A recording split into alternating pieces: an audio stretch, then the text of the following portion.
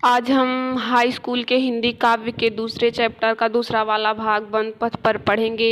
जैसा कि इसके पहले वाले वीडियो में इसका पहला वाला भाग हम लोग धनुष भंग पढ़ चुके हैं और आज हम वन पथ पर उसका दूसरा वाला भाग पढ़ेंगे। शुरू करते हैं।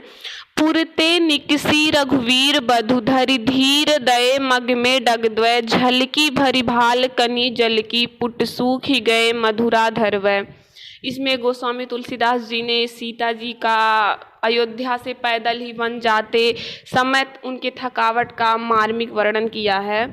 पुरते श्रृंगवेरपुर से निकसी निकलकर रघुवीर बधु श्री रामचंद्र जी की वधु यानी कि पत्नी सीता जी जानकी जी धरी धारण करके धीर धैर्य दये देना यानी कि चलना मग में रास्ते में डग द्वय दो कदम झलकी भरी भाल कनी जल की पुट सूखी गए मधुरा धरवय। झलकी झलकना दिखाई पड़ना भरी भाल भरी मतलब पूरे भाल मतलब मस्तक पर कनी जल की कनी मतलब कण जल की मतलब जल के कण पुट सूखी गए सूख गया मधुरा धरवय मधुर अधरों के मधुर कोमल अधर मतलब होठों के पुट सूख गए। गोस्वामी तुलसीदास जी कहते हैं कि रघुवीर बधु श्री रामचंद्र जी की पत्नी यानी कि सीता जी पुरते निकसी श्रृंगवेरपुर से निकल करके धरि धीर धैर्य धारण करके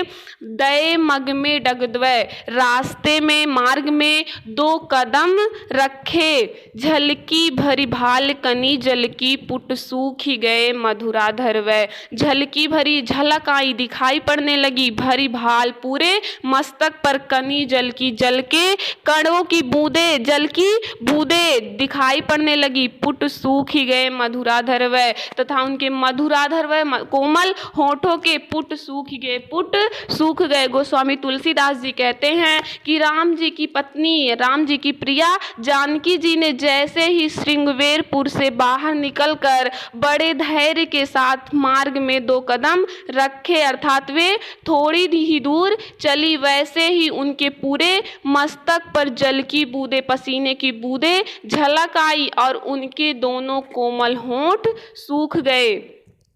फिर बूझती हैं चलनो अब केतिक पर्ण कुटी करिहों कितवै। फिर बूझती हैं फिर पुनः बूझती हैं पूछती हैं चलनो अब केतिक चलनो अब अभी केतिक कितना चलनो चलना है पर्ण कुटी करिहो कितवै। पर्ण कुटी मतलब पत्ते की कुटिया करिहो करना है बनाना है कितवै कहाँ पर। गोस्वामी तुलसीदास जी कहते हैं कि इसके बाद वे श्री रामचंद्र इसके पश्चात सीता जी श्री रामचंद्र जी से फिर बूझती हैं पुनः पूछती हैं चलनो अब केतिक अभी कितना चलना है अभी कितना चलना शेष है पर्ण कुटी करिहो कितवे। पर्ण कुटी पत्ते की कुटिया करिहो कितवे आप पत्ते की कुटिया कहाँ पर बनाएंगे। तिये की लखिया तुरता पिय की आँखिया अति चारु चली जल चुए। तिये की पत्नी की लखी देख करके आतुरता अधीरता पिय की उनके पति की उनके प्रियतम की यानी कि श्री रामचंद्र जी की आँखें अति चारु सुंदर अति अत्यंत चारु मतलब सुंदर आँखें चली जल चुए चली चलने लगी या जल चुए जल चूने लगे अश्रु प्रवाहित होने लगे। गोस्वामी तुलसीदास जी कहते हैं कि पत्नी सीता जी की इस प्रकार अधीरता को देख करके उनके पति श्री रामचंद्र जी की अत्यंत सुंदर आँखों से अश्रु प्रवाहित होने लगे। फिर बूझती हैं चलनो अब केतिक पर्ण कुटी करिहो कितवे। गोस्वामी तुलसीदास जी कहते हैं कि इसके पश्चात सीता जी श्री रामचंद्र जी से पूछती हैं कि अभी और कितना चलना है अभी और कितना चलना शेष है और आप पत्ते की कुटिया कहाँ पर बनाएंगे। इस प्रकार तिये की लखी आतुरता पिए की इस प्रकार पत्नी की आतुरता को अधीरता को देख करके उनके पति यानी कि श्री रामचंद्र जी की आँखियाँ अति चारु अत्यंत सुंदर आँखों से जली चुए अश्रु की धारा प्रवाहित होने लगी।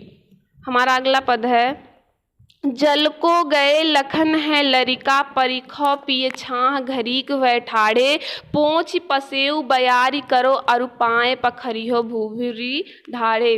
गोस्वामी तुलसीदास जी ने इसमें सीता जी की सुकुमारता का तथा उनके प्रति श्री रामचंद्र जी के प्रेम का सहज चित्रण किया हुआ है। जल को गए, जल लेने के लिए गए हुए, लखन है लरिका, लक्ष्मण जी लरिका बालक हैं, परिखौ प्रतीक्षा करना, परिखौ मतलब प्रतीक्षा करना, पिय प्रियतम, छाह घरीक वह ठाढ़े, छाह मतलब छाया, घरीक मतलब घड़ी भर, वह ठाढ़े खड़े होकर। गोस्वामी तुलसीदास जी कहते हैं कि सीता जी श्री रामचंद्र जी से कहती हैं जल को गए लखन है लरिका, जल लेने के लिए गए हुए लक्ष्मण जी बालक हैं, परिखौ प्रतीक्षा कर लेनी चाहिए, पिय हे प्रियतम, छाया देखकर छाये में, घरीक वह ठाढ़े घड़ी भर, घड़ी एक घड़ी खड़े होकर के। गोस्वामी तुलसीदास जी कहते हैं कि सीता जी श्री रामचंद्र जी से कहती हैं कि लक्ष्मण जी जल लेने के लिए गए हुए हैं तथा वे बालक है, इसलिए कहीं छाये में खड़े होकर घड़ी भर के लिए उनकी प्रतीक्षा कर ली जाए। पोछ पसेउ बयारी करो अरु पाए पखरियो भूभुरी ढाढ़े। पोछ पसेउ, पोंछ देती हूँ, पसेउ पसीने को, बयारी करो और हवा किए देती हूँ, अरु और पाए पैरों को, पखरियो पखार देती हूँ या धोए देती हूँ, भूभुरी ढाढ़े, भूभुरी मतलब बालू यानी या फिर रेत, ढाढ़े मतलब तपे हुए। गोस्वामी तुलसीदास जी कहते हैं कि सीता जी श्री रामचंद्र जी से कहती हैं कि पोंछ पसेउ बयार करो, इसके तब तक मैं आपके पसीने को पोंछ देती हूँ तथा आपको पंखे से हवा किए देती हूँ और आपके बालू से, रेत से तपे हुए पैरों को धोए देती हूँ। तुलसी रघुबीर प्रिया श्रम जानिके बैठी विलंब लो कंटक काढ़े, जानकी नाह को नेह लख्यो पुलको तनु बारी बिलोचन बाढ़े। तुलसी रघुबीर प्रिया श्रम जानिके, तुलसीदास जी कहते हैं कि रघुबीर श्री रामचंद्र जी प्रिया श्रम जानिके, प्रिया अपनी प्रियतमा यानी कि सीता जी के श्रम यानी थकान, जानिके को जान करके समझ करके, बैठी विलंब लो कंटक काढ़े, बैठ करके विलंब लो मतलब देर तक, कंटक मतलब कांटे, काढ़े मतलब निकाले। गोस्वामी तुलसीदास जी कहते हैं कि श्री रामचंद्र जी अपने प्रिया सीता जी के थकान को समझ करके बैठ करके देर तक उनके पैरों से कांटे निकालते हैं। कहने का आशय यह है कि श्री रामचंद्र जी समझ जाते हैं कि सीता जी थक गई हैं और वो कहने में सकुचा रही हैं और इसलिए वो ये जान करके उनके पैरों से देर तक बैठ करके कांटे निकालते हैं।